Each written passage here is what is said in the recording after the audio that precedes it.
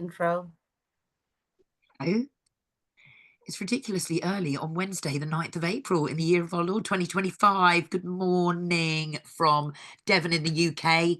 Christine's over there in Alabama. It's probably about 1:30 a.m., something like that over there. Mm. And we are honoured today to be joined by do you want me to, is it Zara or do you, Zara, Zara, yeah? Zara Marley. Zara Marley, Bob Marley's daughter. We're going to have a fascinating discussion with her today. We're going to hear her story, the people she encountered, what she went through, what she's witnessed, and where she is today. So, without further ado, Zara, good morning from the UK. Good morning. Thank you so much for inviting me. We Thank you. are so excited that you're here, and I have so enjoyed our conversations up to this point. And we're gonna deep dive into you and your life and your dad, and just I I watched your interviews that you had recently, and your story, and I was just blown away. Lou has not had an opportunity to hear any of it yet, and I have purposely not shared any of it yet. So I don't want you to feel like anything is covered. We No, just it's want you the to floor's going to start be from square one, and yeah, absolutely. the Like, floor's yours, and let's hear your story, Zara, if you don't mind. Okay, so first of all, again, thank you for having me on. And it's a pleasure to be here. And I've also enjoyed the conversations that we've been developing. So, um, I was born in 1970. My father is Robert Nesta Marley or Bob Marley. Um, my identity was hidden because my mother was underaged. But I want to be clear that it wasn't some creepy pedo relationship or type thing. The laws were also very different back then, and if the same thing happened today, it would not be considered a crime. Um, my father did know my mother, and through extended family people, so it also wasn't like a one-time hookup thing. So what had happened was, to give you a little backstory, the woman that's known as my father's wife, Rita, um, she drugged my father and did Obia spell of amnesia on him the day before he left to go to Delaware. Um, and he did not even remember marrying her. And there's video and recorded testimony that he states, I never married Rita, and she's my sister, not my wife. There's also written testimony from other people in the band, from the Wailers, Bob Marley and the Wailers, from my uncle Bunny Livingston Wailer and Neville Garrett. They have a blog called the Jezebel Spirit of Rita Anderson, and that she has no right to call herself a Marley, and that she also had a hand in my father's assassination and fed him radioactive ash because if you know the story, my father was injected with cancer um, into his toe through a pair of soccer sneakers that were gifted to him by Rita and Chris Blackwell. And because my father was so healthy and had such a strong belief in God, and was just a champion soul. The cancer didn't take him out. It was a very aggressive cancer, but it didn't take him out. So they started to feed him radioactive ash. And these are not my words. These are the testimonies of people that were there. So she also assassinated my uncle Peter and Peter Tosh. And most of there's like a lot of reasons behind it, but the root of the reason for these people being assassinated was because they refused to submit to the sadistic rituals in the music industry. Um, and so they were taken out. But there's testimony out there from my father, there's written testimony from other people in the band, and my uncle Peter Tosh's wife, Marlene, was there when my uncle was brutally murdered, and she was shot twice in the head, but survived. And she testifies that the whole thing was put on by the hand of Rita. So Rita um, did not want me in the house. She's actually a little bit racist and didn't want to have this white baby around. So I went to go live in 9 Mile, which is another part of Jamaica, and I stayed with nuns for about 6 months. I was actually born in New York, but then I went to Jamaica with my father and uh, was kind of cast out of the house. Rita wasn't having it. Although two of her children were not Bob's and he adopted them. And then it turns out that another two of her children were pushed off as what we call jackets, meaning that it had a different father. But they're known as Marleys. But my father knew that and he loved them anyway because he was just a really compassionate man and didn't hold the sins of the mother against the child, the innocent child. But she didn't want me in the house, so I went to go live with nuns in 9 Mile. And there are elders there today that remember me. I used to share a yard um, with one of my father's best friends named Sledger, and my father would come and visit me at the nun house. And I was there for about 6 months. Um, and there's other relatives that remember me, and my paternity was proven as well. It was proven and never disputed, although none of the other siblings have ever had their paternity proven and they refuse to be tested. But they know who they are. And my father knew who they were. And my father taught me that it didn't matter, where they came from, that they were a part of the family. And he never tolerated any talk of half sibling or adopted or, heaven forbid, the word jacket. He loved all of the children completely and unconditionally. So I went to go live in New York. I was adopted by my father's second cousin on his father's side, from the white side of the Marley family. People forget the original Marleys are actually European, and in fact, they're Jewish. My father's father is Jewish, and his mother, which would be my father's grandmother, is a Syrian Jew. Um, And I have done, those fun ancestry DNA tests, and I'm 20% Syrian Jew and 20% Sub-Saharan African, and I also have some Ashkenazi um, Jew in me as well, and some, like Welsh, European, British DNA going on. Anyway, I think those things are really fun to see what It's we're all made of. it is so interesting indeed. Yeah. So, people forget that the original Marley family is a white Jewish family. So, um, they felt it was appropriate for me to go live on that side because I was a very white baby. People couldn't believe Bob had such a white baby. Um, and so, even though paternity testing was not made publicly available to the people that have money and to the elite people in the world, you can get tested. That technology was available from like 1929, according to Wikipedia, but it wasn't publicly made available until like the 80s. But so my paternity was proven when I was a baby. It was never disputed. Everyone in my family knows exactly who I am, but my identity was hidden to protect my father from going to jail.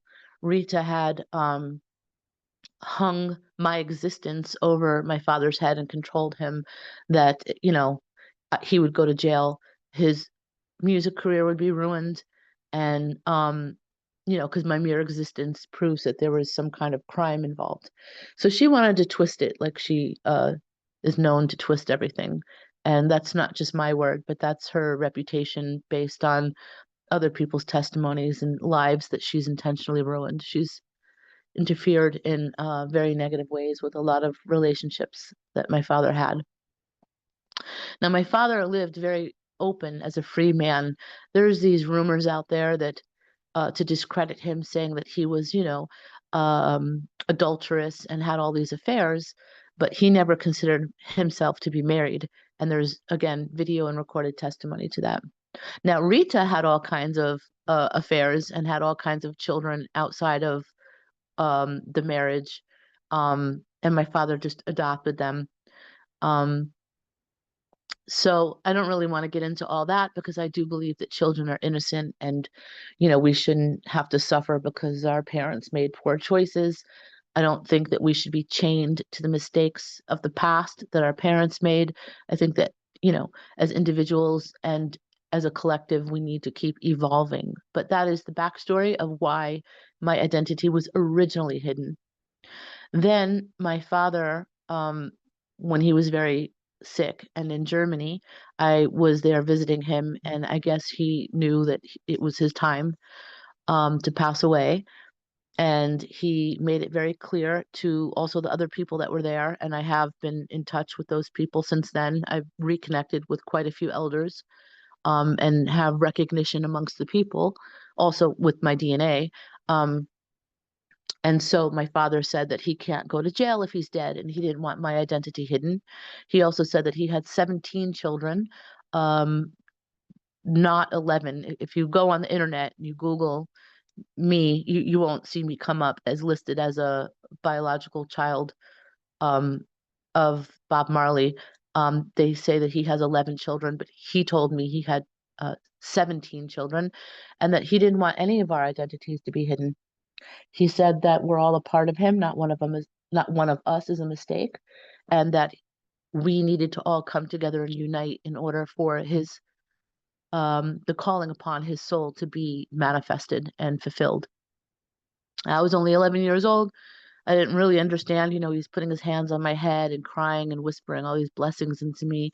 He frequently spoke to me about Jerusalem and sung to me songs of Zion. Some of my best memories and favorite memories are, you know, falling asleep with my head on his chest, listening to his heartbeat and listening to him sing, like hearing his voice through his chest, Um, That's special. it's so special. That is So, so cool. it's amazing. It's like what keeps me going. But anyway, so here I am living in Jerusalem for 20 years. But so after my father passed away, Rita did some very criminal things. And I can give you news articles and stuff. She forged documents and stole over $14 million from my father's estate. She did not follow his wishes to find all of his children, who he named some of them to me. I know who they are. Um, she cut me out completely and continued to hide my identity, but I was, just a child. I didn't have any power of my own. And then when she also stopped supporting the people that my father had supported. My father was well known in Jamaica for supporting um, hundreds of families, and she cut all of that giving out. And she, at this moment, has about $600 million in the bank. My father's legacy was not to have hundreds of millions of dollars in the bank. There's video testimony that his life was for the people, and without the people, he had no purpose. And that there's videos of them asking, "What do you do with your money?" He says, "I give it away." They're like, "All of it?" He's like, "Yeah, all of it." My father's mission was to break the chains of poverty, um, and to teach people how to emancipate themselves from mental slavery. My father spent a lot of time in deep contemplation about how to escape the rat race. He never spoke to me like I was a child. He always spoke to me like I was an old soul. And I had spent quite a bit of time with him. So I am very grateful for all the memories that I have. So as I became a young teenager, Rita manipulated me into keeping my identity hidden. She said that if people knew that I was Bob's, then they would want to know who's my mother, and then they would find out that she was underaged, and that they would consider my father, a creepy pedo. Nobody would buy his music, and then the Melody Makers, Ziggy Marley and the Melody Makers, who I wrote their Grammy Award-winning song "Tomorrow People." I wrote that. That was my work. I was gonna prevent them from ever, becoming successful and making music, and then everybody would be homeless, and it would be all my fault. So she manipulated me. I was also um, drugged with a drug called scopolamine.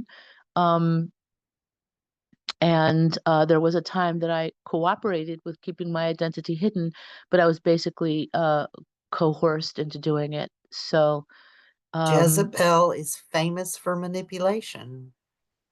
well, this she embodies the spirit of the Jezebel wickedness intentionally. That is her thing. She committed a lot of harm to a lot of people, and I have sought legal counsel, so I do know what I can say and what I cannot say when it comes to the laws of character defamation and liable. So what I'm saying can all be backed up and substantiated. Now, the things that I cannot say are the abuses that she did to me because I can't prove it. So I can only say things I can prove. I can say I'm Bob Marley's daughter, biological daughter, because I can prove it. Um, I can talk about what other people have already recorded and said about her with the whole Jezebel spirit. That's actually the title of the blog written about her, that she is an imposter and did all of this wicked sorcery and manipulation. Um, and I can, talk about things I can prove, like, she stole the money from the estate. There was, there's evidence to that. So I'm very careful about what I say, but I don't have anything nice to say about her. And although I cannot speak about some of the horrible things that she inflicted into my life, I have a very strong faith and belief in God, and He will sort out her soul. And it doesn't require my attention or my focus or my energy to give it back to her. I have a very strong belief in the Most High, and I know that all wrongs will be made right. The scales will be balanced in the end, and she will get her due. I did spend quite a bit of time praying for her. But at this moment, I just don't have the strength to pray for someone who intentionally engages in wickedness and has no remorse and has caused so much damage to so many people. And I have limited energy and limited prayer time as I am, just a mere human in this existence. So I choose to pray more for the victims than I do the abusers.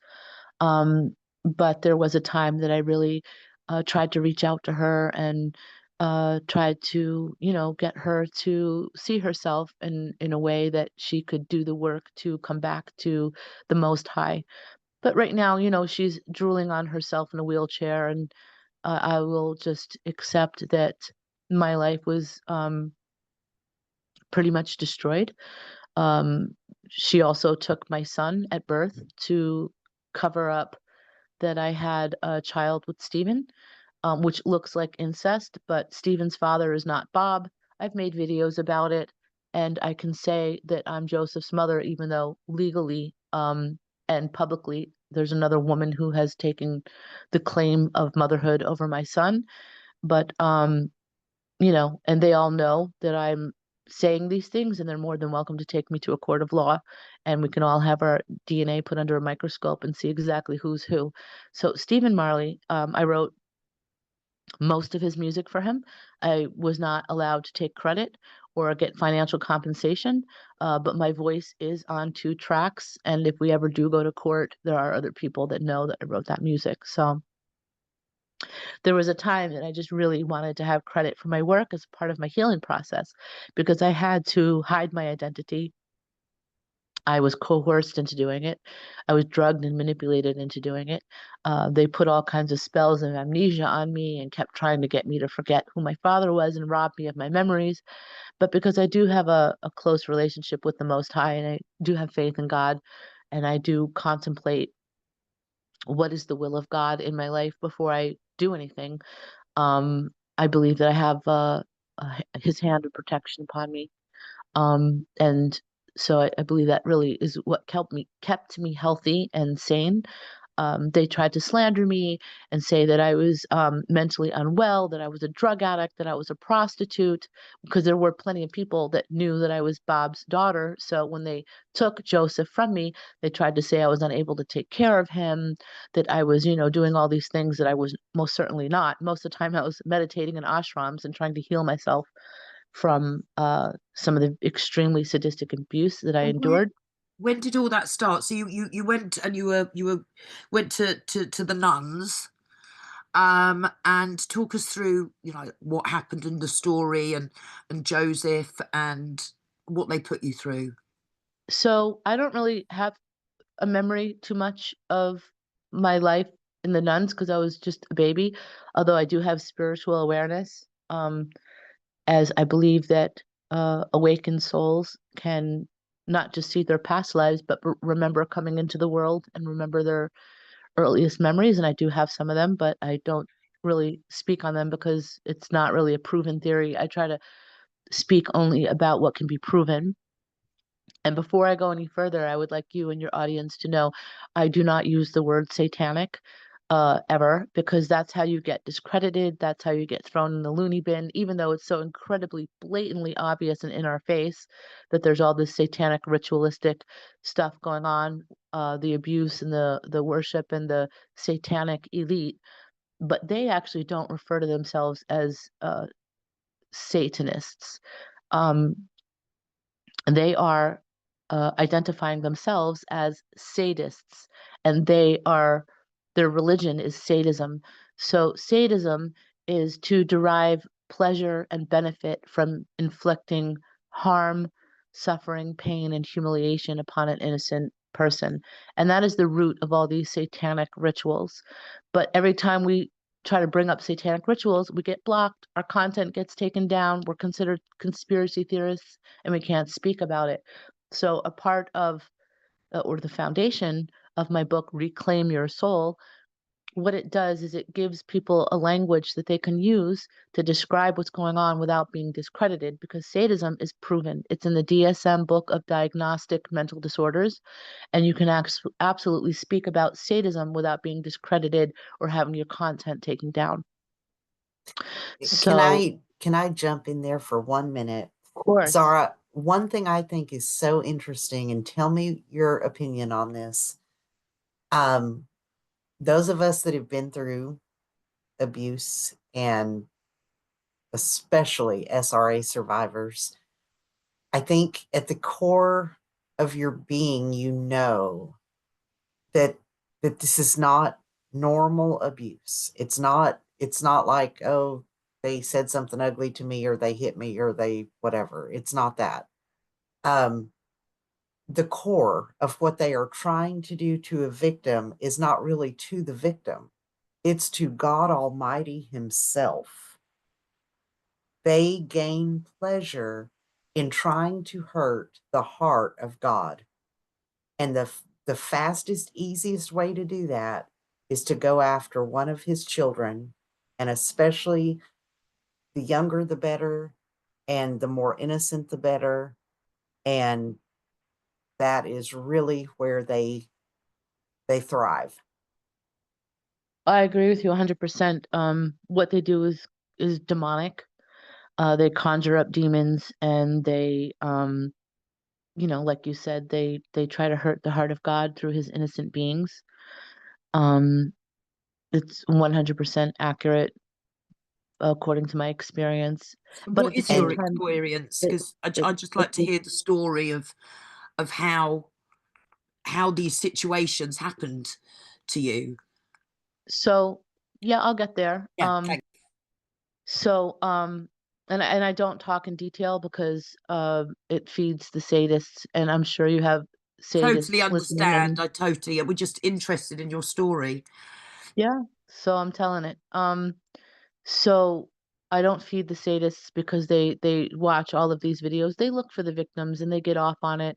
So aside from them wanting to um bring like a vile abomination upon God's sacred innocent people, um they get off on it.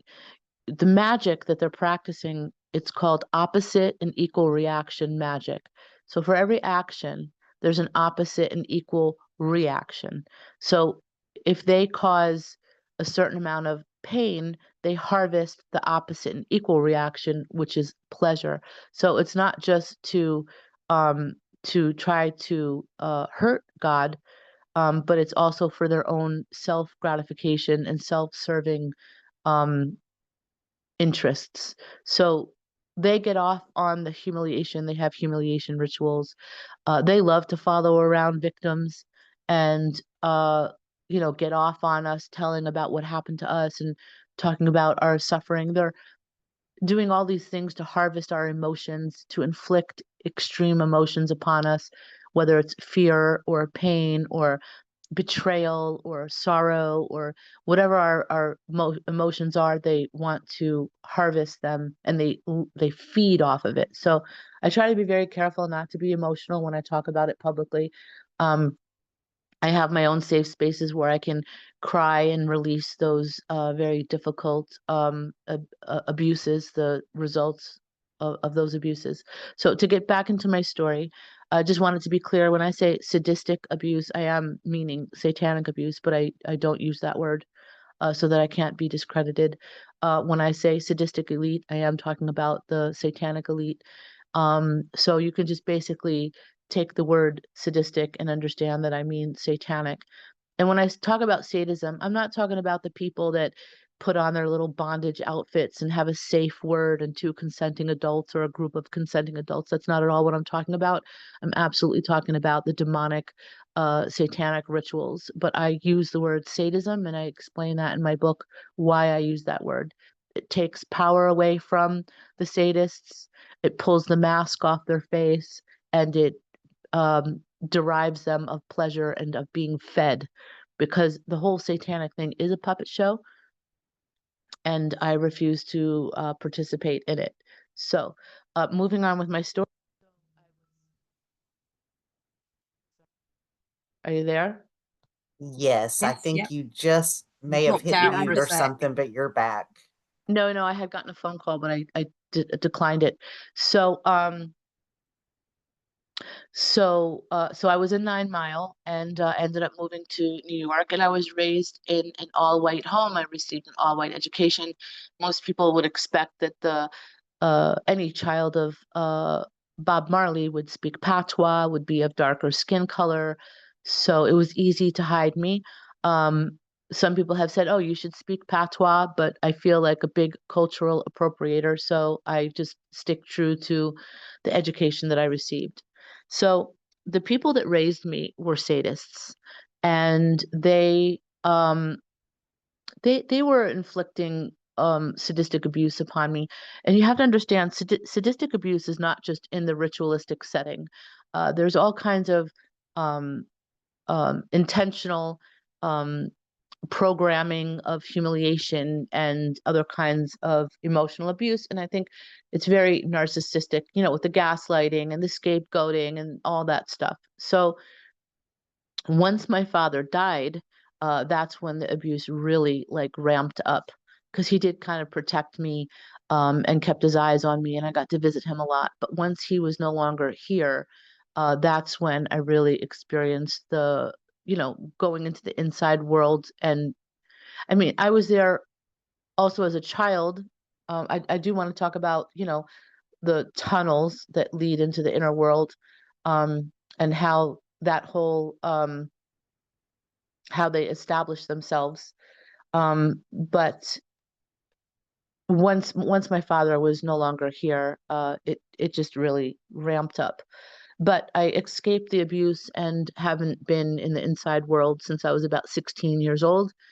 And when I escaped, I went into ashrams and started trying to put myself back together, learned about meditating, learned about healing, which is the focus of my story. I think too often people just want to know. They want to know what really goes on in the ritual. Well, no, you don't want to know, because it destroys your innocence and it damages you. People want to know, what's really going on in the inside world. And I'm here to tell you, you really don't want to know. You should protect and guard your innocence. What's going on there is absolutely demonic. Um, and it's beyond human comprehension. And the people that are participating in these vile abomination, sadistic rituals, they are completely demonized. And there's a process upon which they demonize people. And in my book, I talk about the different levels of being demonized. You have the people that are just, involved in sin and maybe cheating or stealing or lying, and they're inviting, demons inside of them, and the demons are building up strongholds inside of them. And we have the prayers where we tear down the strongholds and we reclaim our ground for the Most High. And then you have, people that are committing, you know rape and torture, and they are more demonized. And then you have people that are participating. Then you have people that are participating in these sadistic rituals, and they are fully demonized. Only a demonic entity can do the things that are really going on there. So they fully demonize themselves. The human soul is not capable of doing it. The human being is not capable of even understanding how these things can be done. But the reason my book is called Reclaim Your Soul, it's to expose the lies that people have been told. First of all, and most importantly, the soul cannot be sold. It cannot be bought nor sold. The soul belongs to God.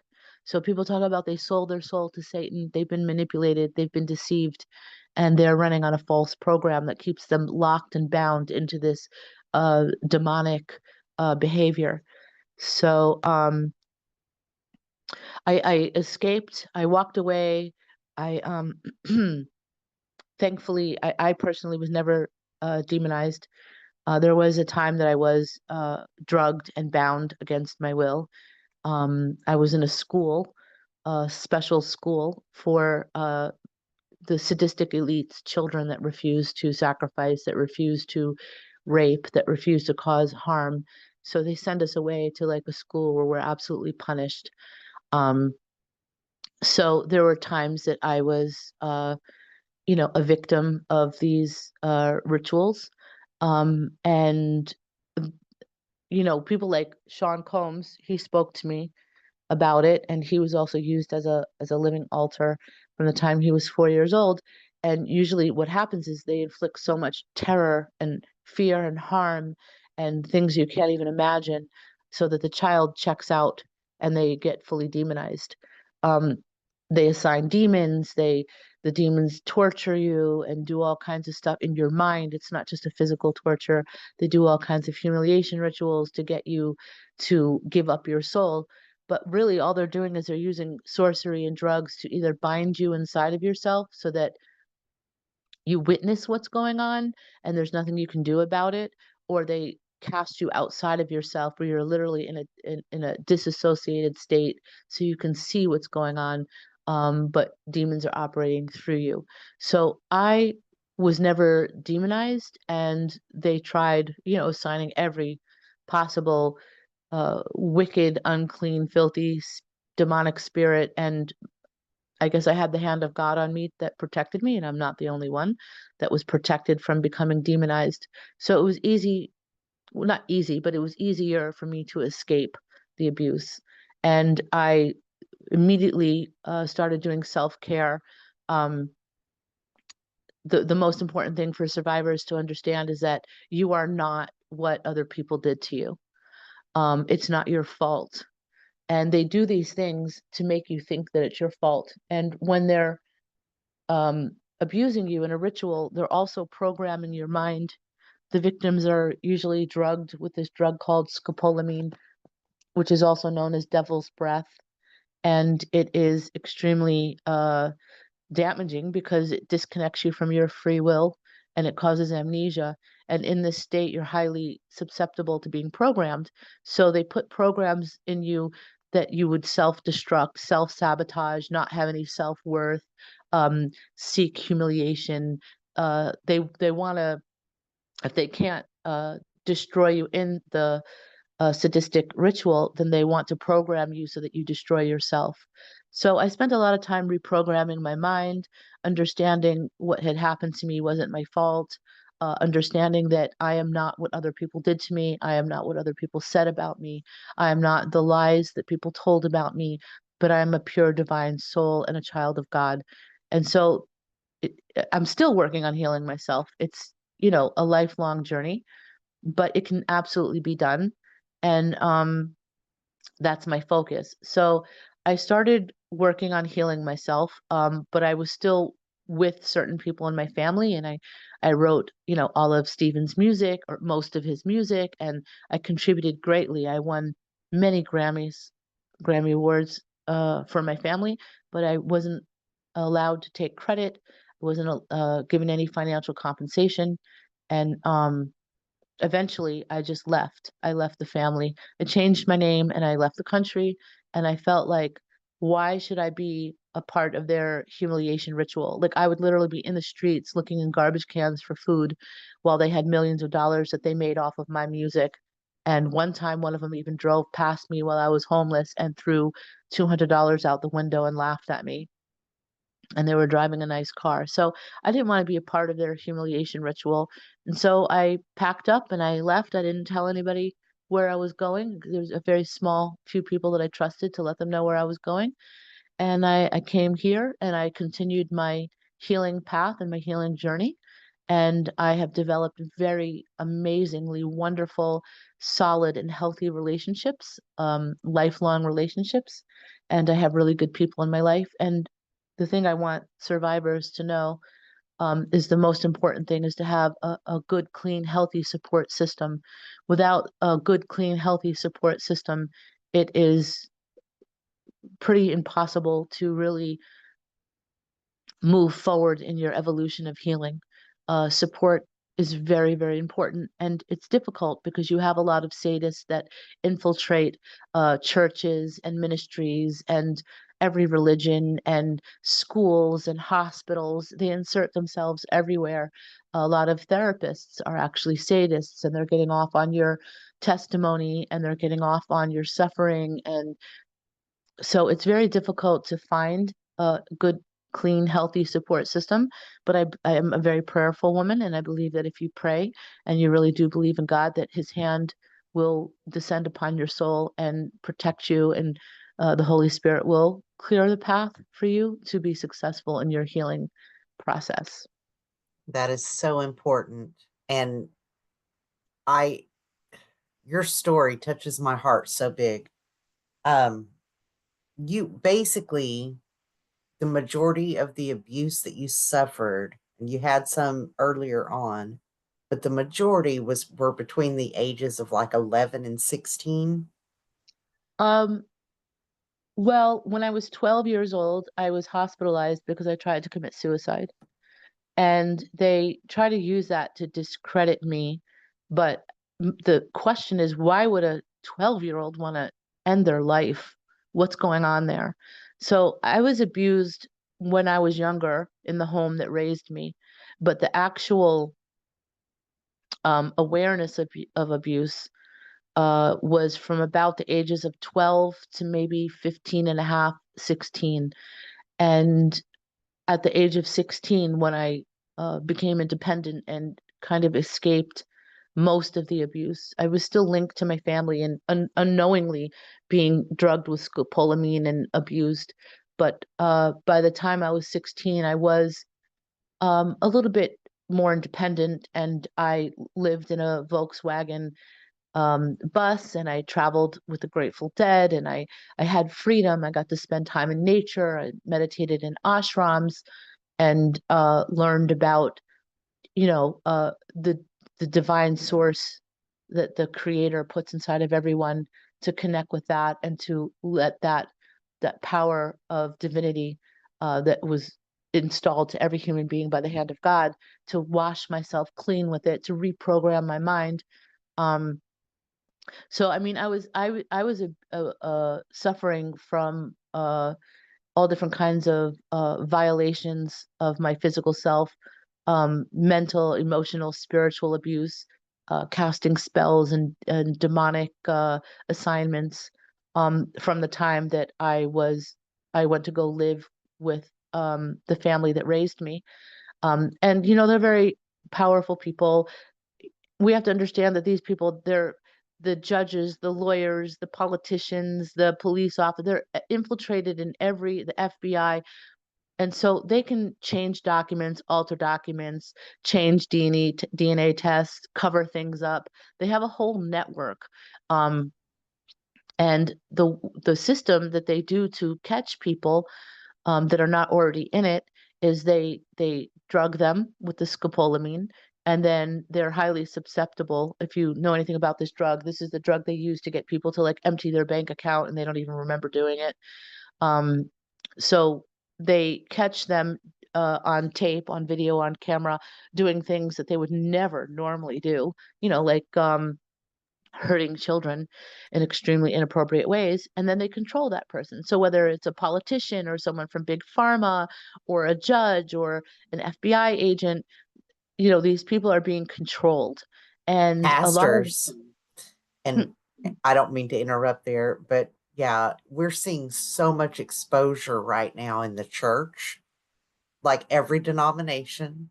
It seems like, God is just focused on the church right now. And I believe that justice starts in the house of God, and we're starting to see that. But your story is so important because the first instinct we have is hang them. I mean, you're messing with a child, hang them. And you're right. So much of this is blackmail unbeknownst to the people. Not that I mean, there's no excuse, but it's happening. And we have to expand our thinking and understand how that's happening and the different levels of this. And you're absolutely right. It is connected worldwide. There is a system and they are very organized. extremely organized, and we have to break the cycle of victimhood. So in the case of Sean Combs, by the way, we should never call him P. Diddy, because first of all, that's not his name. Second of all, that name was assigned to him as a part of a humiliation ritual. All of these people that are in the music industry, when they sign their contracts, they are completely aware of how much time they have and what their demise will be. Um, and if you look at the industry, you can see just about everybody faces some kind of humiliation and some kind of demise. So P. Diddy, or the diddler, is a part of the humiliation ritual that he has to face. And it doesn't even really have anything to do with him. It doesn't matter what you think about him. If we use this name, we are contributing and participating unknowingly with their humiliation ritual. So his name is Sean Combs. So I try to identify where we are, as innocent people, as the population, are being manipulated, unknowingly participating in these humiliation rituals. And a lot of it has to do with gossip. That's a big part of the humiliation ritual. So we want to keep ourselves clean and we don't want to participate in their humiliation ritual.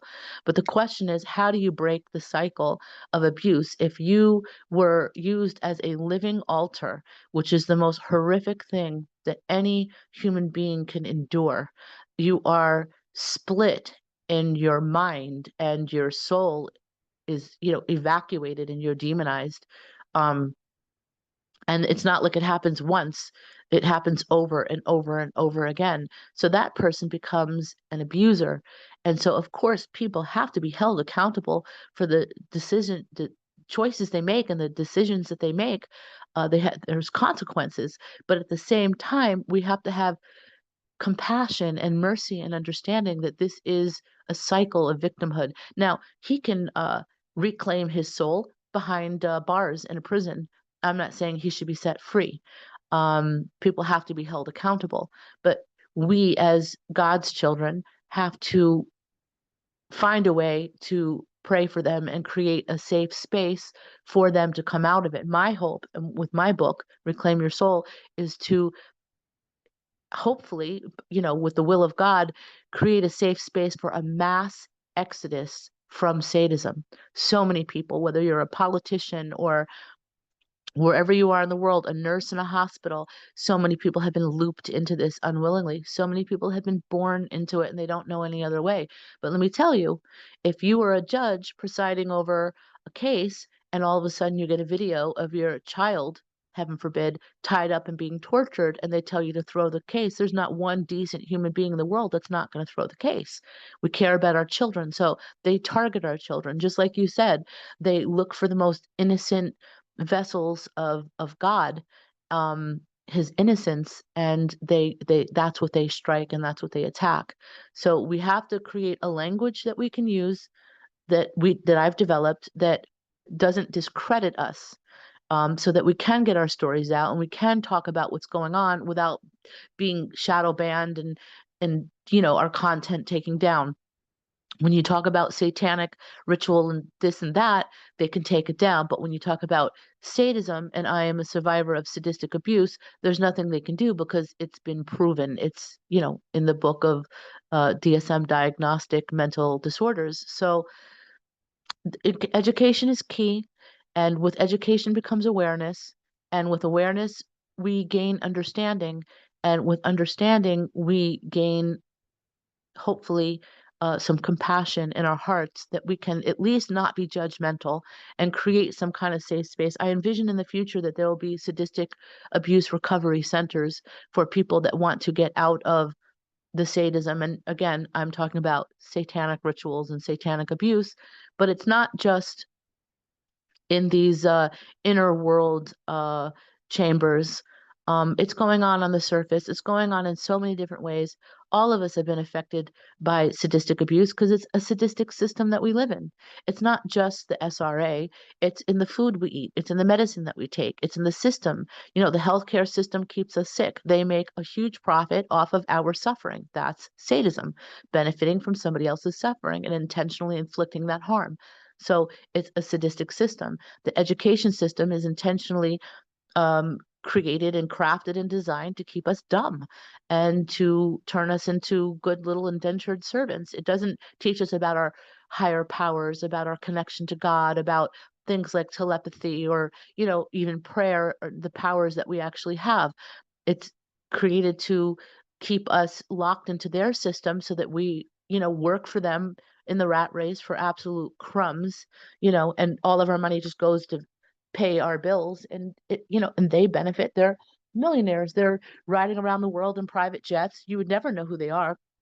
People talk about the Rockefellers and the Rothschilds. These are also puppets. The real sadistic elite would never let you know their name, would never let you see their face, and they are controlling people. So, at what point and how do we come together as a community? First, by healing up ourselves and putting ourselves back together individually, and then putting ourselves back together as a community so that we can create a safe space for people to leave this horrible trap that many have been unwillingly caught in. And that's my focus. Although it's easier said than done. Like, there's some people that abused me in such horrific ways that if I ever saw them, I would probably take a baseball bat, break every bone in their body, and set them on fire while they're still alive, because it's very difficult to face the person that abused you. So it's easier said than done to, hey, let's make a safe space for the abusers and not judge them. But I'm not necessarily even talking about the abusers. I'm talking about the victims that have become abusers because they didn't have any safe place or any way out. So the question is, how do we break the cycle of abuse? How do we identify, you know, um, who is willing to reclaim their soul? Because you have to do your own work. There's no magic pill. You can't just be like, oh, I don't want to do this anymore and I'm done. You have made bad choices, speaking to the abusers, the victims that have become abusers. You have made bad choices, even if you've been manipulated and controlled. In order for you to uh, come back into grace, you need to repent. That is the most important thing, is repentance. You have to feel sorry for what you've participated with, and then you have to make amends. It's very important that you make some kind of amends, even if you can't make amends to the person that you hurt directly, to society as a whole. And then you have to do the work to put yourself back together, to clean out all that demonic programming, to tear down the strongholds, to clear a way for the Holy Spirit, or whatever. I also talk to a lot of Muslims and Hindus and atheists, people that do not believe in God at all. Do they not deserve to have some kind of healing if they've been victimized? So it's very important to understand that we don't change people's paths. We don't change their belief system. We don't try to convince them um, about any, religious ideology or lack of it. We try to create a safe space so that they can understand that their life matters and that they can do the work to reclaim your soul. And that means basically to just turn back to yourself. The path of healing is a journey back to yourself. So for those of us that do believe in God, we know that we are a creation and we love our creator. So when we turn back to ourselves, we're also turning back to God. But for people that were abused that don't believe in God, they shouldn't be discredited or lose the opportunity to claim a safe space and do the work to heal from this demonic abuse. So I'm very focused on not just the victims, but the victims that have become abusers, and educating the people that are so interested in these things and helping them understand that as much as you want to know what happens in these ceremonies, as much as you want to know what happens, in the inner world, people call them the tunnels, you don't want to know. You really don't. It's absolutely demonic. It is something that the mind can't even comprehend, and it destroys your innocence, and it opens up a space. It fractures your foundation to allow demonic activity to take seed inside of you. And so we have to be very, very careful not to destroy innocence. Like, I'm coming out with, my page, and I'm working with some people, one of them being Sean Atwood's wife, and we're trying to create education and a safe space for children where we can educate them about sadism without destroying their innocence, teaching them about boundaries, um, putting out material that is sadistic free, without the subliminals, without all the disgusting um, content that you find in children's materials. So it's going to take all of us together to find what piece of the puzzle we are, what gifts God has given us, and we have to love and support one another, and we have to find a way to evolve ourselves out of this dark, sadistic system that we're all bound to, whether we like it or not. You can be the cleanest, most purest spiritual warrior who has absolute faith in God, but we're still living under a sadistic system. You still have to be careful when you send your children off to daycare. When you give birth, there are nurses that are sadistic, practicing sadism, and they're assigning demons to your children. They're touching them inappropriately in a way that they can't be seen. It doesn't look like they're violently molesting them, but just when they're changing their diaper, touching them in that private, sacred space and assigning demons to them. So how do we protect ourselves? Instead of talking about what really goes on, which is absolutely mind blowingly horrific, we have to come out of that obsession of wanting to know what is going on and find a way to protect ourselves and protect our children and our elders. There's so much elder abuse going on. Our elders are being abused, whether they're in nursing homes or they have people, aides that are coming to them. There's a lot of these sadists that are going and abusing our elders. And even something that's just absolutely unbelievable, but sadists intentionally marry innocent people. Look at this woman that was from France that was being drugged by her husband and sold and violated by all these strangers, and she didn't even know what was going on. You think he's only one person? This woman was violated by over 70 people. There's a whole dark web of people that are sadists that are feeding off of our innocence in every level, not just physically, emotionally, mentally. They're trying to conjure up our emotions and feed off of us. So we have to come together as a community, regardless of what religion you belong to or lack of religion, as a humanity as a whole. And we have to figure out what is our part, what do we have to contribute. Every person matters, every life matters, every voice matters, and everybody has something positive to contribute. So we have to literally recreate a safe zone and a safe society for our children, for our elders. And that's my mission. I love that. And one of the things that Lou has focused on for years, and Kat Watkins has focused on for years, that I love them. That's how, when we first got together on the podcast, our hearts are for the children. We're 100% for the children. And they talk a lot about the education system, because of what our children are introduced to in public schools across this world. Parents have no clue. The whole, just all of it. It's But then, Kinsey, like all involved in our school is teachings of Kinsey. And if you know the book, Sexual Orientation of the Human Male, it's the most one. It's a very disturbing book. It's our education system is based on the writings of Alfred Kinsey. For that book, he interviewed not your normal everyday man, but he would go to the prisons. He would go and interview the worst, the paedophiles, etc. And it's shocking. he And was we're going to very have a big sadistic. generation, a big messed up generation over here in the UK, especially. I mean, it started off in America, because it all starts, and then it sort of like trickles down like dominoes. But the And the children, other, they're the biggest commodity. The children are the biggest absolutely. commodity. The other thing is the porn industry. And again, that feeds right in, because, you know, I don't think people have a clue what that's, well, it's becoming more and more out there, and I'm grateful for that. But the porn industry destroys your mind, your soul, your body. It is so demonic. And it's just a gateway into all of this, because you watch you watch a man and woman, and you think, oh, okay, whatever, I'm ready for my wife now, the first time.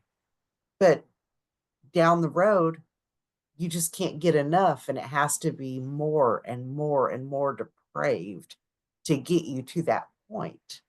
And that is by design. That is something, again, that is part of their system, I believe, to destroy the fabric of humanity.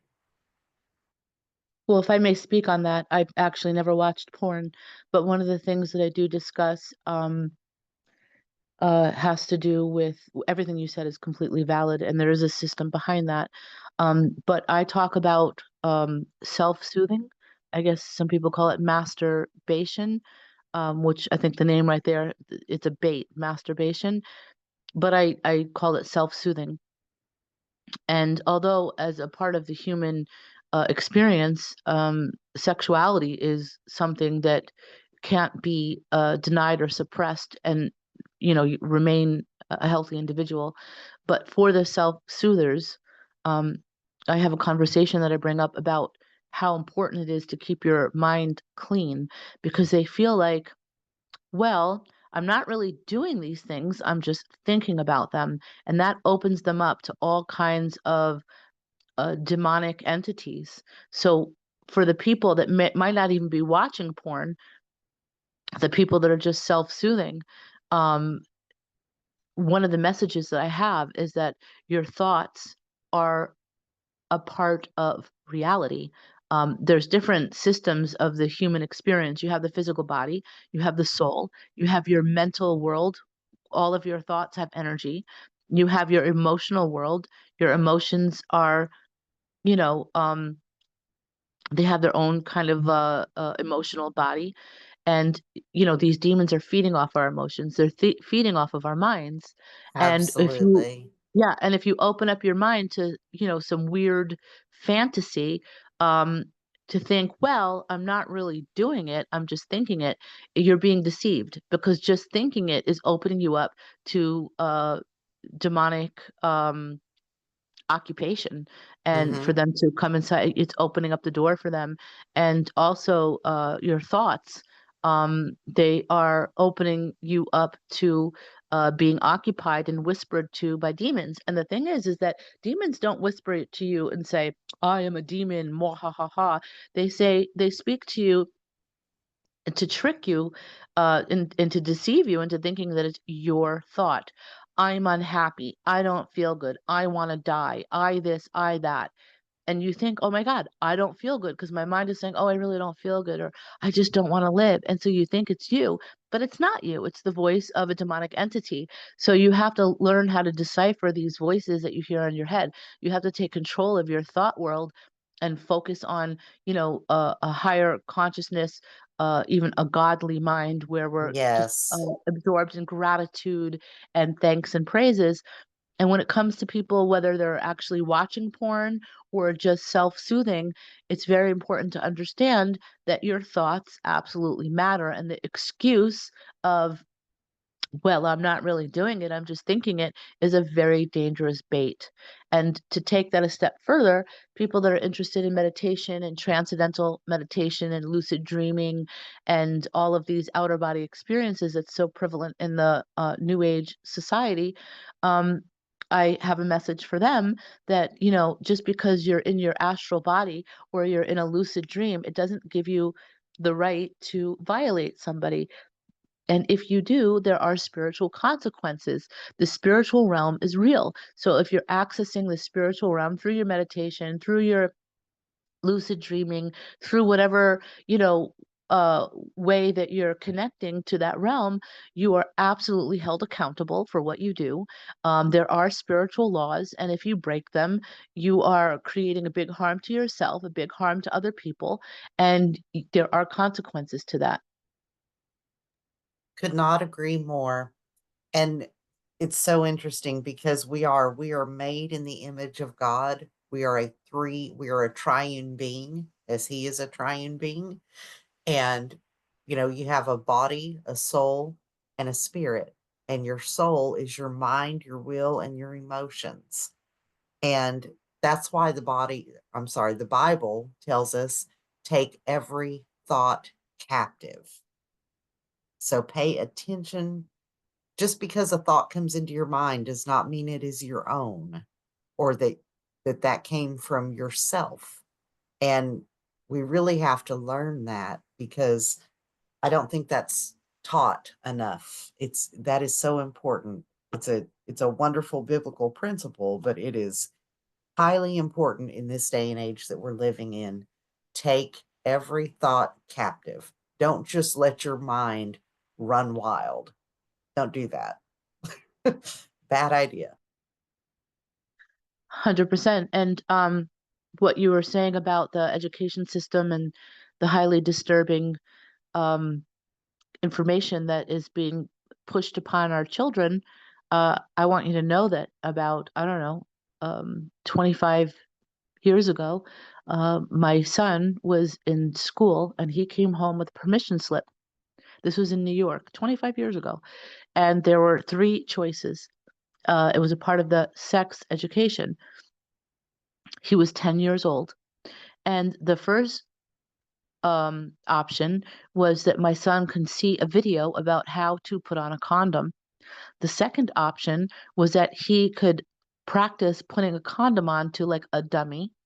And the third option was that the person who was running the program can actually put the condom on my 10-year-old child, which, he would have to have an erection in order to do that. So this is, every level of it was child abuse. And so I made a fourth box and wrote on there, "None of the above." And I never let my son go back to school. And so I homeschooled him for a while, and then I put him in a good Christian school, in a good Christian Baptist school. And even though I don't necessarily fully commit myself to that religion, I don't hold the same theology. I did go to a Christian seminary for 2 years, and still have wonderful relationships with some people that I met in that era of my life. Um, Decades ago. Wonderful, healthy relationships. But I put my son, I thought, "Oh, I'll put him in a good, Christian Baptist school and he'll be safe." Well, no, he wasn't. The sadists, they have no boundaries. and they will infiltrate every arena of our life. They are, unfortunately, our pastors, they're on our prayer team, and they're on our worship team, praise and worships team. And the thing is that you don't immediately identify them unless you have a strong sense of discernment. Because when they're, you know, uh, singing praise and worship and calling on God, they're calling on Satan. When they're even talking about Jesus, they have a twisted version of Jesus in their mind that he's the morning star, the Lucifer, you know, Satan. They have a twisted education, and so they're actually in the church worshiping Satan, not God. And they are absolutely in their prayers, whether they're laying hands on you, speaking in tongues, which wasn't allowed in the Baptist school that my son went to, but whatever they're doing in their prayers, there are sadists that enter into our communities and they are assigning demons.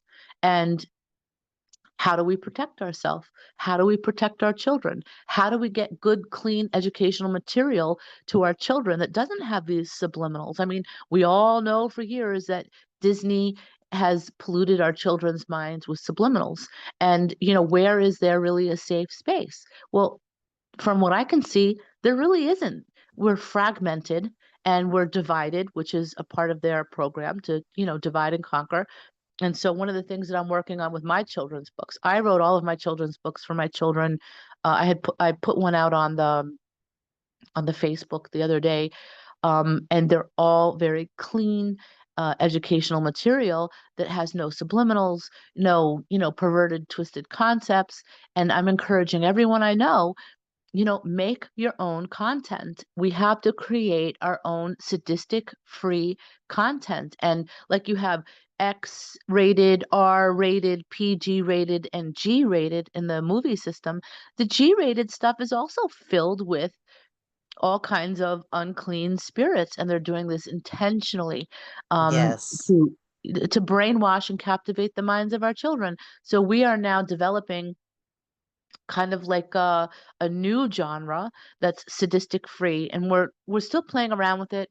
It's either going to be like sadistic free material, sadistic free products, sadistic free zones, so we can have places where our children can play and they're not playing music in the background that's over sexualizing them or has demonic entities inserted into the music. That's So another thing. Children's fashion. Disgusting. Some of the yeah, stuff they come out with for kids, disgusting. yep. And the way people doll their little girls up and put them in pageants and stuff, I'm The like, way they mm-mm. dance, they're twerking All at of the age of it. 5. Like, come on now. Yeah. Yeah. Sickening. So Sickening. the only way it's going to work is for each of us to identify what is our gifts and what piece of the puzzle are we, and to recognize that we have to create a whole new society. One of the teachings that I have in my book, it's that, a very well known concept is not my original teaching, but one of the educational pieces that I include in my book is that it's well known. False foundations crumble in. If you build your foundation upon lies, it will not stand. Lies are not real. They're fake. They're made up. They don't really exist. So, um, the sadists, they build their foundation and all of this stuff off of lies. Um, whether it be that Satan is God or whether it be that you can sell your soul or, whatever their lies are, they're lies. And so if we identify these lies and we understand that they've built everything upon a false foundation, we can rest assured that that foundation will crumble in on its own. The question is, how do we rescue and save the people as this foundation is crumbling in now before our eyes? How do we save them? How do we create a new foundation based upon truth, love, compassion, mercy, cleanliness, all of these pure ideas that are associated with the character of God, regardless of what religion you're a part of, um, or non-religion. For the people that don't believe in God, they deserve a chance to give their children a good, clean education as well. So, how do we create a new platform based upon the truth, based upon all these good qualities and cleanliness? And so, with the thing that I'm developing it's going to be like a new genre, like sadistic free. And like when when you buy something organic, it says, no GMO, no pesticides. So it's going to be sadistic free, no subliminals, no inappropriate material, like, like no sexual Basically, content. we're going back to holiness. Like 100%. holiness. Just, Yeah. you know, being like bringing humanity back to center. And it I mean, it just shouldn't be that hard, because I think in the heart, at the core of who we are as humanity, who doesn't want the best for their kids and their grandbabies? Who doesn't want, I would give anything, you know, to change this world so that my children and my grandchildren don't have to live through the things I did, and they don't have to be bothered by this demonic society that is just all around us all the time. Well, he It's knows so his time is up. disturbing. He knows his Yeah, oh, time is up. yeah. And you can see the mask has fallen, the veil is lifted, and it's an absolute battle for souls. So regardless of what religion or lack of religion that, you believe in, it's very, very clear what's going on. And I think that we're in this time where, the wheat and the chaff is being separated, and we need to build a substantial platform for all people to have a clean education for their children, to have fun activities. In fact, when I was in America, I used to go to Barnes and Noble, and I love to pick out the books and take the kids and get a coffee and do the whole thing. But the music that was playing in the background was just like, no, I don't want my kids to hear this. So I actually opened up a cafe called Living Waters Cafe, and it was Christian oriented, because I lived in an area that was like 450 churches, and that was the people that were there. So I wanted to, make a place for them. People would ask me all the time, "Are you a Christian?" And I'd say no, because I'm not. I'm a believer in my own way, but I absolutely have a relationship with Jesus, but I don't fall into the some of what I consider to be the false sadistic teachings that are in the church. So anyway, so I created this Christian space called Living Waters Cafe. We had praise and worship night where different praise and worship teams from different churches could come and practice and perform. We had a game night with clean, healthy games. We had youth night. We had Christian karaoke, and we only had praise and worship music playing in the background. And people absolutely loved it. People are hungry for a space where they can go and where they're not being over sexualized, demonized, and, made to believe that some of these practices that are common in the modern world that we live in are okay, whether it be this god awful gender reassignment. And I'm not here to discredit or dismiss anyone that's gone through it or to hurt anybody's feelings, but you're saying that God made a mistake, that he put you in the wrong body, and there's such a propaganda behind it and such a sickness behind it. We have to uproot the sexual perversion that's in our modern world and create a safe space for everyone. That is so true. That is so true. And I love your Living Waters Cafe. That is awesome. And that is such a great idea. I Well, love I have that. it trademarked, and when I get money from, look, I've been living in poverty for so long. And I mean, like with food insecurity, like shoes that I glue together and I walk because I don't have a dollar for the bus, poverty, for decades. Even though I've made my family hundreds of millions of dollars, I walked away from everything, and they have chosen not to do the right thing to honor me and give me what I've earned or my inheritance. So God will deal with them. But when I get myself together and I take care of my children, because they're also in a desperate need. I have a son that was attacked by the police and never recovered, and he needs a lot of assistance. But once I make all these millions, God willing, I'm going to actually put my Living Waters Cafe back into action. Originally, I was going to franchise it, and put it everywhere. And what I had, my original plan was to implement the cafe and its style and its schedule all over America and put it in control of local churches so that it's the church people working there and giving them like a percentage of the profits and letting them develop their own communities based off of what I had developed.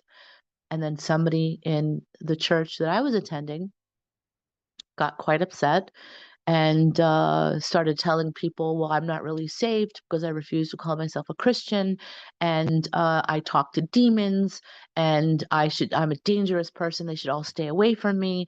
And I went from, you know, having a full house. I had a conference room that I rented out for free, no money, to different Bible studies, to different pastoral groups for their prayer meetings. I had this beautiful space, rocking chairs for nursing mothers with privacy, a kids section that's open. There's no hidden rooms anywhere, where they can play while the mothers sit and have their, cappuccino and their cheesecake, and comfy chairs for elderly people, and everything was like its own space, with trees and plants, and big tables for the students that wanted to, because there was a big college there, that they could do their research and their homework. We had computers that had the special like blocks on it so that they couldn't access certain content. There's a word for it. I can't remember what it is. But they were monitored and they were in the open. Nobody, everybody could see pretty much what they're doing. But it was for people that were in the college that didn't have a computer, that needed to. I created this whole society. And there was a pastor who just came and tore it all down, had a meeting of pastors of all the churches, and said that I was a demonic woman and I was trying to destroy their communities. And I went from this big thriving community to people wouldn't even step foot in the door. And the one person that I had hired to be my manager was literally, when people were coming in, slandering me and telling the customers, really not nice things about me. And so I realized, wow, there's a lot of sadists in this community. And so I closed the business and I said, I leave it to you, God, if it's ever the right time for me to bring it back to life. We need these kinds of communities. And also, I had designed one for Muslims called Le Niswan, which means only women, for the women, because these women, they don't have a safe place to go, and they are um, living a life that doesn't have a lot of options for community and cleanliness, and they do live under such a strict way of living, and they need to be able to get out and be in a clean environment where they can meet with one another, and so I want to be able to reach all people and create a safe space for all people. But my Living Waters Cafe was brilliant. And by the way, the pastor that had destroyed this thing that I had created, he was eventually cast out because he got caught having an extramarital affair with the secretary, with one of the counselors, and was embezzling money. And so, God put his hand on him and removed him.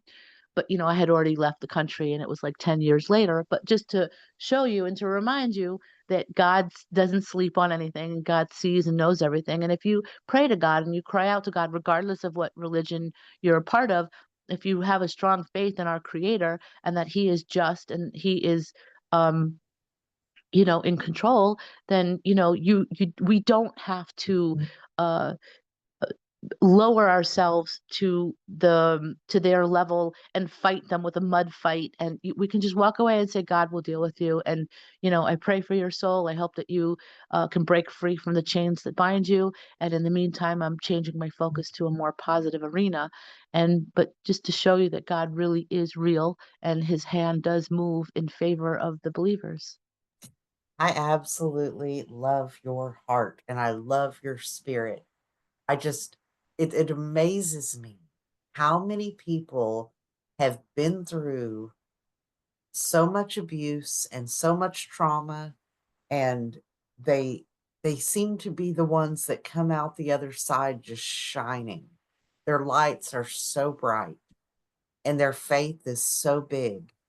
And I've had people ask me, you know, well, why would God allow that? And it's like, God, it's not that God allows that. God didn't do that. He didn't do that to me. He didn't do that to you. That was not his will for our lives. But he's given free will, and we can't control the world, right? So, you know, That's one of life my is biggest that's one of my biggest topics. We should not be blaming God for the free for will of men. And when I say men, I mean absolutely. men and women. God gave us free will. So if somebody does a bad thing, why do we turn to God and say, "Why did you let that happen? What kind of God are you?" Well, he's the kind of God that gave us free will. We have to hold people accountable for the choices that they make, and we have to thank God for his hand of protection and have faith in knowing that he will set it right. It might not be until the day of judgment, which I absolutely believe in 100%, Yes. but that day will come and everybody's soul will get sorted out. I could not agree more. And that's why I was so excited to talk to you after hearing your other interviews. I thought, man, like she really gets it. And it is not an easy journey to walk, and to walk out your faith, and to walk out, your healing and your trauma, and to get over these things, or every day you die to yourself so that you can, your soul can live with God, right? You're Amen. letting him live through you. And a lot of it is just getting out of our own way and I know, allowing right? that healing to happen, right? And taking every thought captive, and triggers, and all of it. And I have also been through sexual abuse, and I know that there are certain times and certain subjects that, because I'm a truther, obviously, so I'm deep diving into some really bizarre, deep topics. And sometimes you just look at something and it brings, you're just right back. You're right back in that place that you thought you'd never think of again. And you haven't thought of it in maybe 20, 30, 40 years, but you're right back. And it's like, man, I've still got some healing to do in that area. I've still got to focus on that. I've still got to take some time and work on that. It's a daily process. It is, I tell everybody, it is a process, not an event.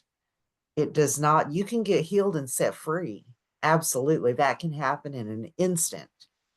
But it is a process that you are going to walk out for the rest of your life, because every day is a new day, and every day has whatever it has. And we don't know what's on the menu, but God does, right? And Yeah. I know that he will not give us more than we can handle. And I'm telling you, some of us indeed are warriors, because we've been through a lot. You have been through a lot. And but at the same time, it's not, it doesn't define us. It's not who we are. It's something that happened to us. And in the meantime, when all that was going on, and there were other good things going on, it's all balanced, right? Like, you got to tour with the Grateful Dead. How cool was that? Right? Yeah, that's pretty You've cool. had you've had a very interesting life, and you've lived in a lot of great places, and you've seen a lot of great things, and it all, God is balance. He kind of brings it all together. And even though we may not understand it when we're walking through it, he just, he's always with us, and he never let us go. And, we've never left the palm of his hand. He's got us. Amen. He's got us. I love this. Me too. Listen, speaking of being like instantly set free, it's totally a reality that many of us have experienced.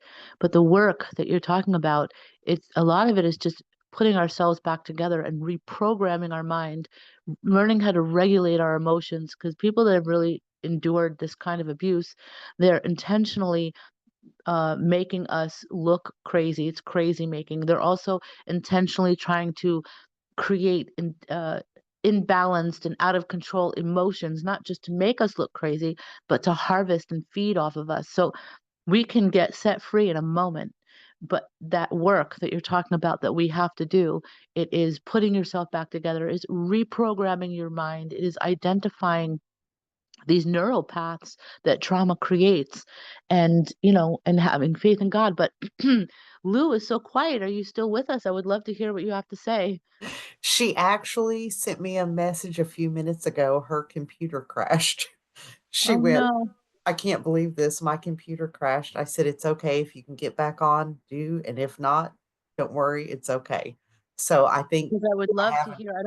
I don't know very much about her, and just from the little bit that you described, she seems like a powerhouse and a wealth of knowledge and a real champion for the cause. I would really love to hear what she has to say. Absolutely.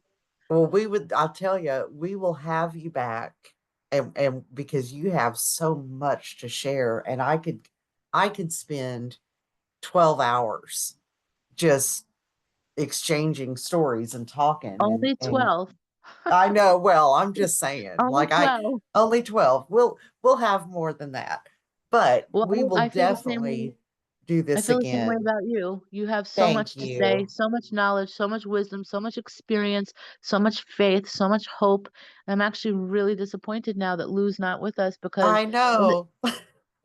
in the beginning, I hope I wasn't rude, but I just want to get my story out so then we can, you know, uh, share, because when you're telling your story, it is traumatizing and you just want to get through it, like from A to Z, there it is. And now we can develop a conversation. But when people start asking different questions and it's um, kind of like you're at C of your story and they're asking you a question about F, it's like I can't jump there. I have to kind of do it in order. I And so then once, understand. We have our own process. We have to yeah, process. Yeah. exactly. But once the story is out, you've heard it, she's heard it, the listeners have heard it.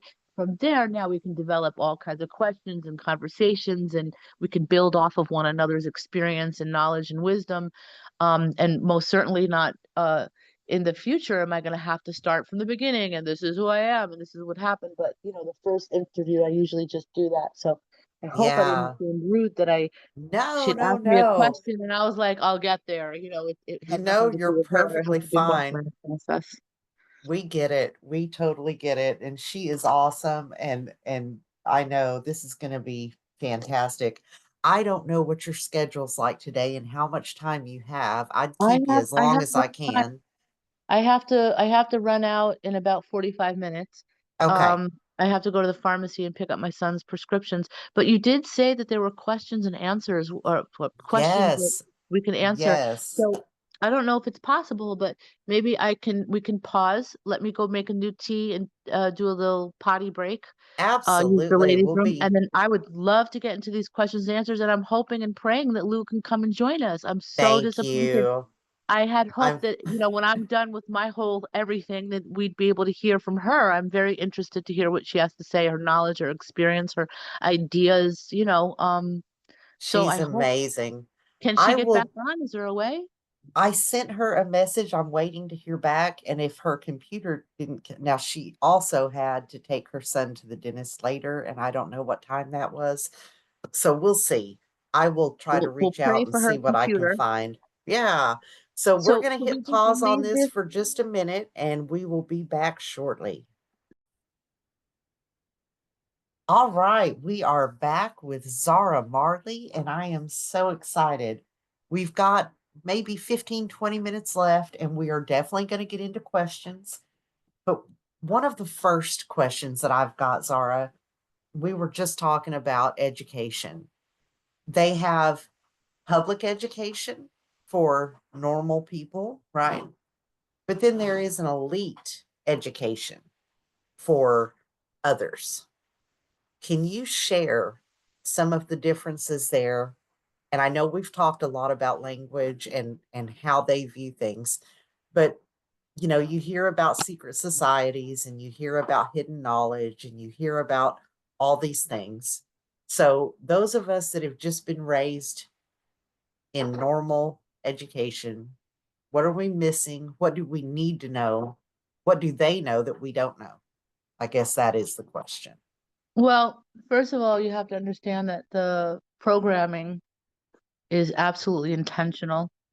It's very well developed. It's, you know, they have top psychiatrists helping to develop the propagandized educational system and the program that they run.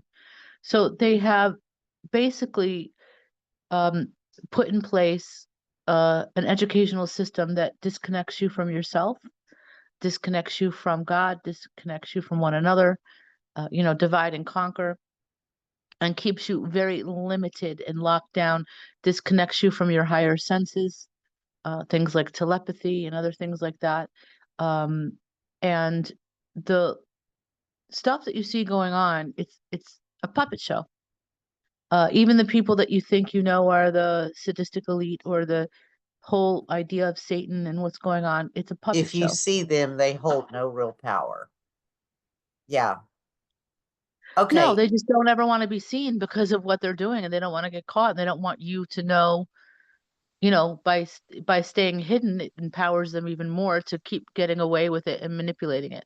So Exactly. a lot of these concepts, you know, are injected into the society to keep them in power. Like forgive and forget. This is a narcissistic idea that you would forgive them so they get away with it and forget about it so that they can do it to you again. So of course forgiveness is an important thing, and moving forward and not staying focused on the trauma is an important thing. But if you go around the world and ask people about forgive and forget, it's something that everybody says, oh, forgive and forget. So they have a lot of little things like that. Um, just that you would never even think about, that this is a false concept. You know, it's remember and resolve, not forgive and forget. Remember and resolve, but stuff like that. But as far as the actual sadistic education, how it differs from the mainstream education, um, well, they teach, first of all, that the Earth is a fixed, immovable plane. We're not spinning on a rock through space, going a million miles an hour in all these different Amen, directions. sister. Amen. Absolutely. They are geocentric believers. I'm a geocentric believer.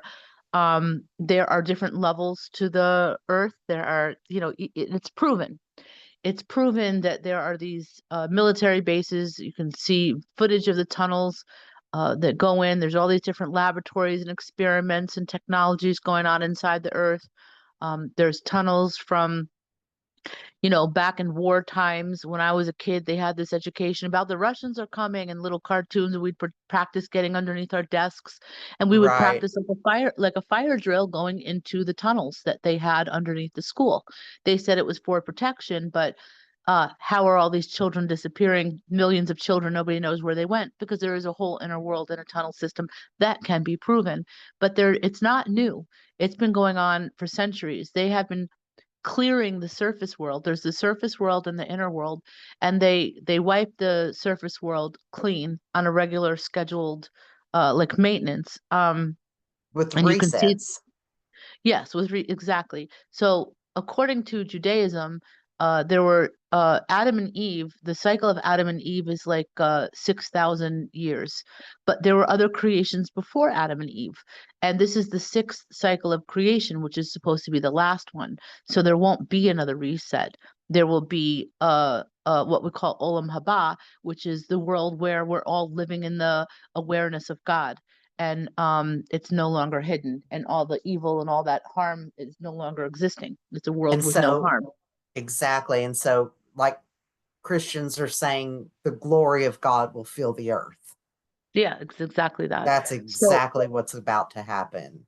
right. So I mean, we could sit here and talk theology all day long, as I've studied all these different religions, but the difference in the sadistic educational system and the mainstream educational system is that they're actually teaching the truth to themselves and teaching us lies so that we are completely disconnected from our reality. People say, well, why would they lie about the shape of the earth? Well, because if you think that you're spinning around on a rock and going, you know, meanwhile, the North Star Polaris never moves, you know, like all these Exactly. ridiculous water always finds its level. You know, it's not gravity, it's buoyancy and density Magnetism. Mm-hmm. and magnetism, and the laws of buoyancy and density explain a lot of this gravity stuff. And so they're teaching us this so that we're automatically just disconnected from where we are. If you're disconnected from where you are and you're in this Disney movie that you're spinning around through outer space, then it also, disconnects you from a belief in God that he created purposely with his hand, that everything is crafted. If you're just some random, So you they know, teach us evolution and they actually believe biblical cosmology. 100%. Yeah, it's crazy, isn't it? I mean, it's mind warping when you understand what's going on. Yeah. The And okay, they teach sadism. So I mean, if you really want to get into it, I don't know if this is for this publication or not. You can decide whether to edit it out or not. But Satan isn't even real. What you think Satan is just a puppet show. Now, there is an evil inclination, but that evil inclination isn't a being that is sitting on a throne in hell somewhere. Um, it's Apollo, right? it's inside of us. So in Judaism, you have the Yetzer Hara and the Yetzer Tov, which is the evil inclination and the good inclination. So the closer you move to truth and God, the more you're operating with the Yetzer Tov, the good inclination. The more you move away from God, you develop this evil way of being, the sadistic way of being, and you move further away from God. So we believe that the devil is inside of each and every one of us, and we all have our own journey to move away from the devil, Yetzer Hara, and move closer to God, Yetzer Tov.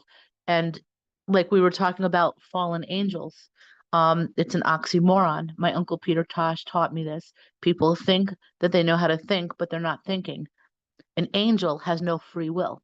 So how did it fall? If an angel has no free will, how can it rebel? So we have all of this fake concepts about real things. So you're thinking, okay, Satan is a fallen angel. He fell from heaven and took 1/3 of the angels. How can you do that if you're an angel and you have no free will? Once the veil lifts, you're like, oh, duh, that makes sense. But everybody's been locked down in this fake program upon which the sadists are doing spells of mesmeration, putting horrible stuff in the food, feeding us the sacrifice. There's even human DNA in veggie burgers. I mean, I don't know if you know that, but I it's been do. proven. It's It's in been proven. everything. They have made It, cannibals of us.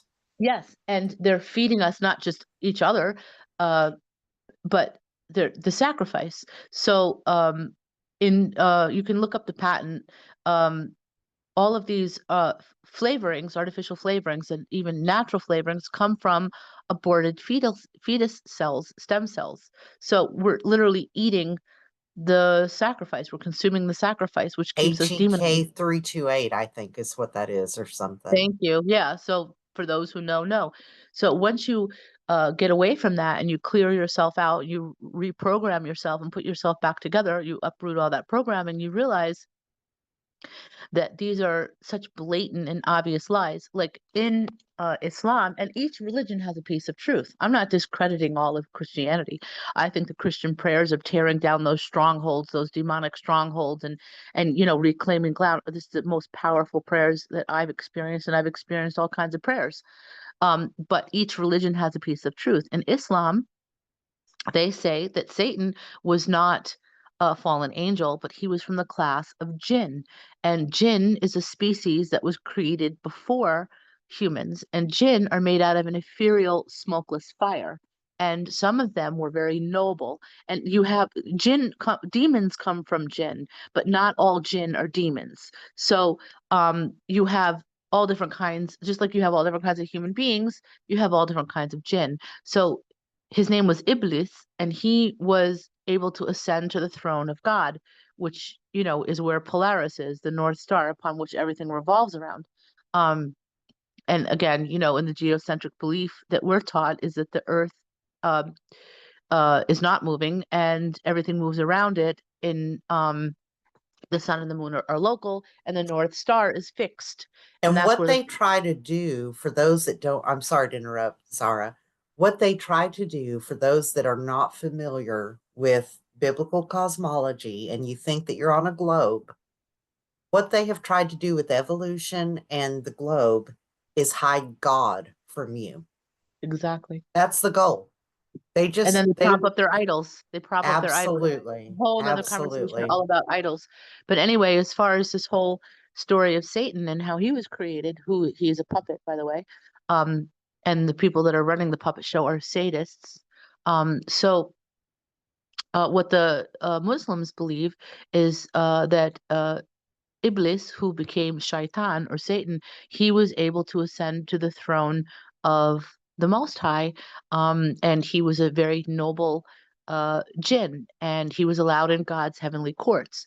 And he was there when God created the first man of this cycle of creation. And when he created Adam, he told all of the angels, bow down to Adam. This is my creation. And of course, all the angels fell on their face and bowed down to Adam. But Iblis did not. And he stood up. He said, I will not bow down to a creation that you made when I'm made out of ethereal fire and I was made first. Why would I bow down to this mud being? And so he had an argument with God, and God cast him out of heaven. And before Iblis, who became Shaitan or Satan, before he descended into the world, um, he said, I'm requesting from you that you give me two things: respite and life until the day of judgment. And just so you know, this is believed by all the Muslims. This is a foundational truth in their religion. So, what does that mean, respite and life? Respite means you don't face the consequences of your behavior. So that's why it looks like evil is winning. How come so many people do so many bad things and they never get any consequences for it? And then the good person is downtrodden. Well, it's because God granted him respite. And what does it mean that he granted him life? That means that jinn, the shaitan, who is from the class of jinn, and the angels that he took with him were just other jinn, because angel can't fall or rebel, they have no will of their own, that they would have life until the day of judgment.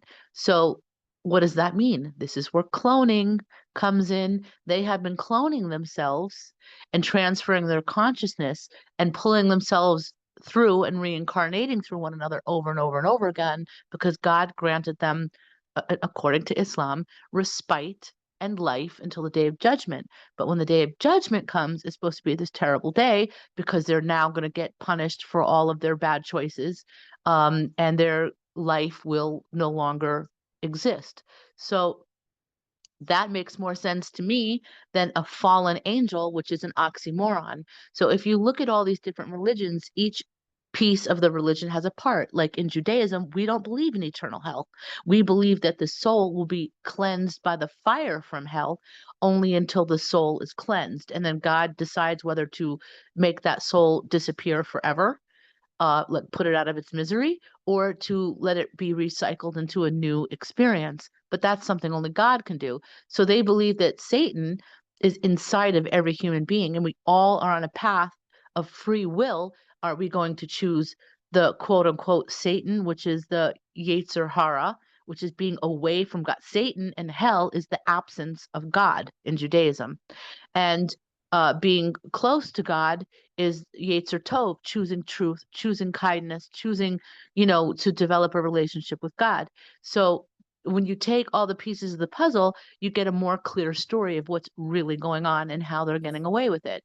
So without going into a theological lesson, um, the Muslims also believe that Jesus never died on the cross because he is eternal life. He is God's first spoken word. God said, "Let there be light," and Jesus manifest. So how can eternal life die even for 2 seconds, nevertheless 3 days? So they believe that Jesus was taken up like Elijah and he's back on the throne.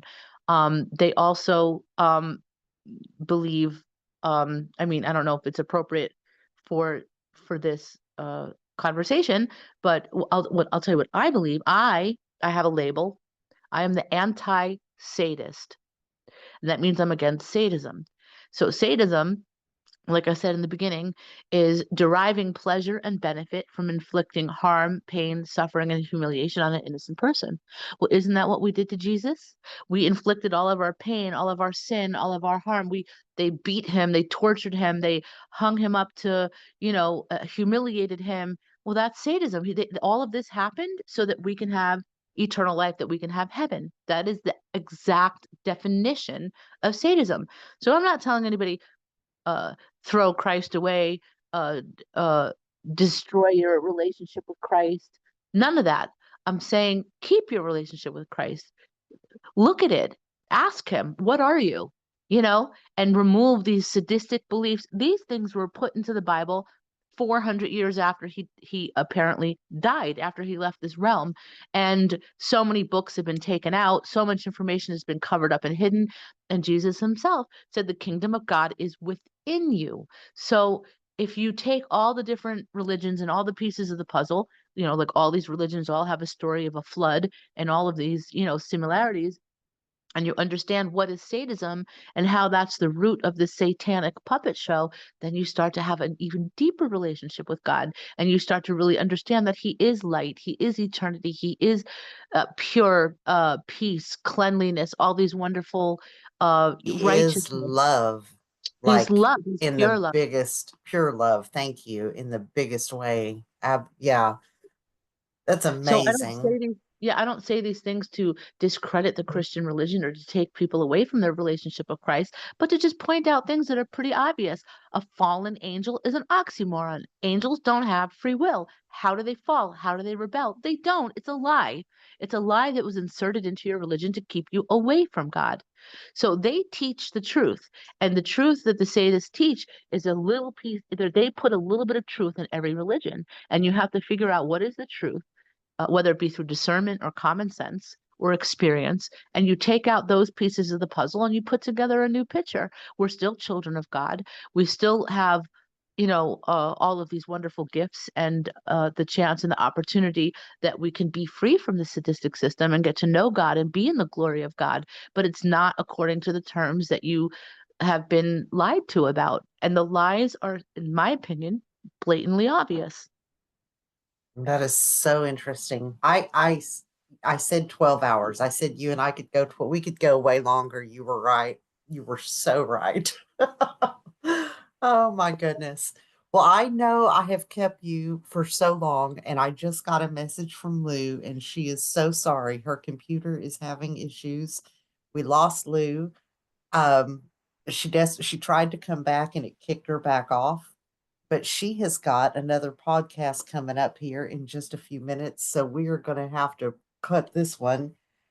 And please come back.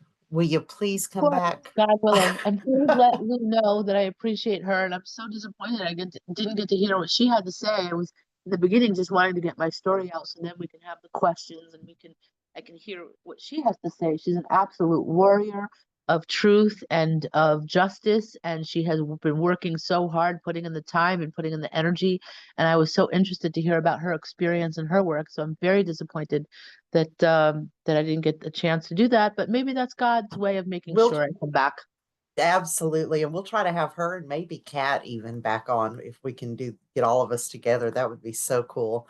But yes, I honor your heart and your spirit and what you're doing.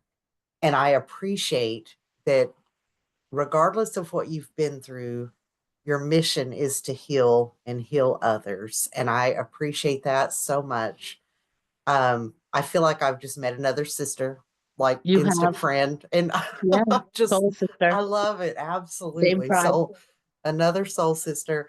So, yeah, you just let us know when you're available. We will do this again. And And I also appreciate you, and I have taken such joy in getting to know you and listening to you. You're a woman who has a lot of wisdom, a lot of strength, a lot of experience, a woman of faith, a woman of God, and I really am grateful to have you in my life. well, thank you so much. What an honor. I appreciate it.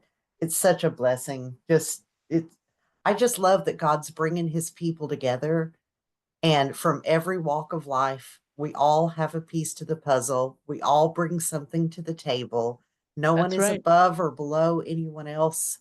And you were talking earlier about not idolizing or putting anyone on a pedestal. That's so important, guys. Yeah, And I would that like that to includes, be our next topic of conversation because my father was against idolatry and they turned him into an idol. We have to smash down these pedestals because when you put up a absolutely. pedestal, This is the trailer to the next one. When you put up a pedestal, everybody looks up to that person on the pedestal and wants to be like them instead of being like the one that God made you to be. So we have to tear down the pedestals, we have to smash all the idols, and I think it's a wonderful topic that we can talk about in the future. Let's do that. Let's do that. Listen, how do people follow you? What is how can we support you and where can we get your books? So my books are still being organized and written. Okay. I didn't have a computer until 2 days ago. Someone on Tasmania's channel heard him cry out that I need a computer, and this amazing woman just bought me a computer. Aw, So yeah, I was writing all these books on my phone, and it was very, very difficult to organize it all. Because it's actually, there's two books. It's Reclaim Your Soul, which is basically the dictionary of language that we need to use and the explanation of how everything works. And then the sequel is called Escaping Sadism, Healing and Recovery. And that's where we get into all the different healing techniques. But so I have all of the files emailed to myself, and it's all mashed up together. It was just impossible. So now I can start writing it and organizing it, and we're hoping to have it out soon. In the meantime, if people want to follow my new YouTube channel that I just started up, I'm going to be doing all these things that we talked about, the host podcast, where I bring hosts from other platforms on and showcase them so they can get some love and attention, and talk about what they're working on. And the women's warrior table, where we all come together from all different faiths and walks of life and talk about how we can protect our children and create a sadistic free zone for our children and to protect our elders. And then I have just all of my videos that I'm going to be putting out about my story and about my experience. And I have my children's books, and I have my music and stuff like that. So all of that will be on my new YouTube channel. So, and I can't get monetized until I get 1,000 followers. So please follow me, because I am hoping that I can get monetized. And I'm very new to the system, so I don't really understand everything. People have wanted to, contribute to me, but I don't really have a PayPal set up. I can't have a PayPal, actually, and because I live in a government house and I'm not allowed to have money go into my bank account. Like if I wanted to, it doesn't work. So gotcha. from what I So understand, the PayPal goes to your bank account, so my bank account won't accept the money. So we're trying to figure out now how to establish that I can, earn a living off of my good work. And so my son has a PayPal, and he said that he could help me. So we're still just in the beginning of sorting it all out. I'm very new to this. I actually never really wanted to come out with my story in this way, but the hand of God moves how it wants to move. And when you surrender to the will of God, you just, end up moving where he wants you to go. So this is the you direction he's putting me in. So I do you're have a just Facebook. obedient. Okay.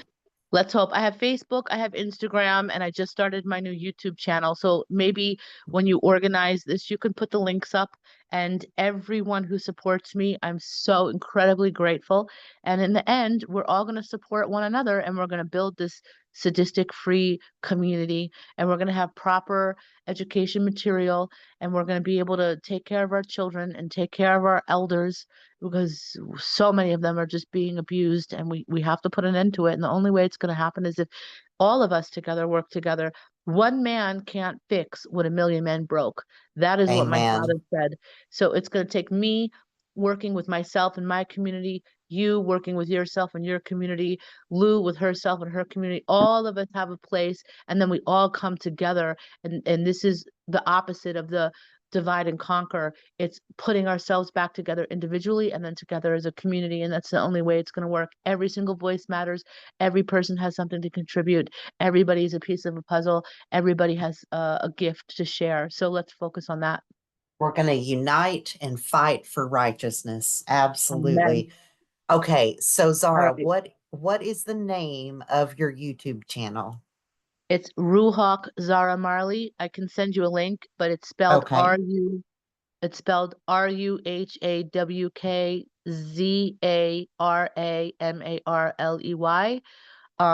my YouTube channel, and then my Facebook is like it's just RU. Rue, and then Hawk, Hawk, and then my Instagram is like Zara Marley 711 or Rue Hawk Zara Marley, something like that. I don't do so much on there, but I do have like the cover for my book that I'm writing, which is deeply entrenched in sadistic, ritualistic artwork with a match at the bottom, which is bringing the light. So we want to reach these people in these dark places that have been trapped by the sadistic system, and we want to help them reclaim their soul, to realize they've been lied to, that they can't sell the soul. The soul can neither be bought nor sold. So we're bringing light into the darkness and encouraging the people that have been trapped in these sadistic systems that they can come out and reclaim their soul. And in that book, I give the language that we can use so that our content isn't taken down, like saying sadism instead of satanic, and all these other things that we can talk about to encourage all of us to build our platforms in a way that they can't destroy. They can't block us and tear us down. Absolutely. That is so important. So important. Well, what a blessing this has been. And thank you again for your time and your courage to share your story. And we are praying for you every day.